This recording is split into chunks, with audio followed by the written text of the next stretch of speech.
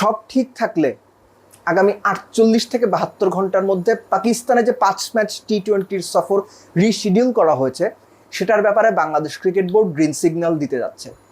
এরই মধ্যে পাকিস্তানে বাংলাদেশের যে দূতাবাস, তাদের সহায়তায়, তাদের পরামর্শ নিয়ে, তাদের সঙ্গে আলোচনা করে বাংলাদেশ ক্রিকেট বোর্ড মোটামুটি একটা নীতিগত সিদ্ধান্তে পৌঁছেছে যে যেহেতু পিএসএল স্টার্ট হচ্ছে এবং বাংলাদেশ সত্যিকার অর্থে এই মুহূর্তে বিশ্বকাপের প্রস্তুতির জন্য 5টা টি-20 এগুলো খেলার জন্য মুখিয়ে আছে, তখন এই সুযোগটা অবশ্যই নেওয়া উচিত।